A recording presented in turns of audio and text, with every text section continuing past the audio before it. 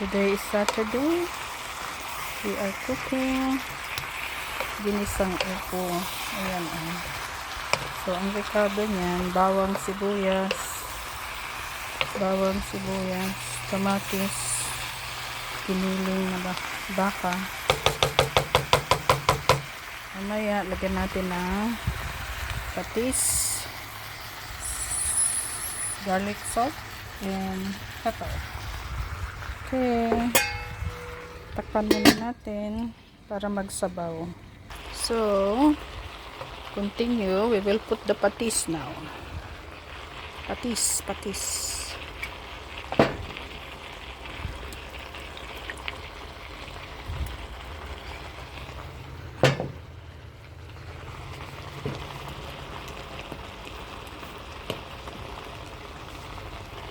Put the pepper.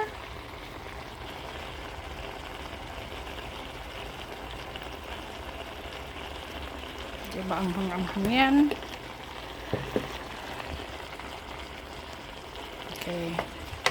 Haluin. Lagyan ng kunting tubig.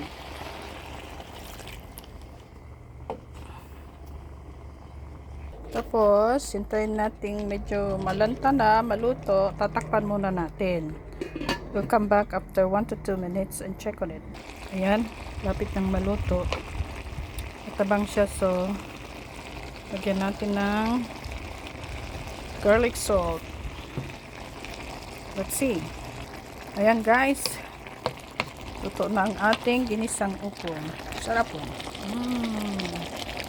Ayan. Okay, papatayin ko na yung apoy.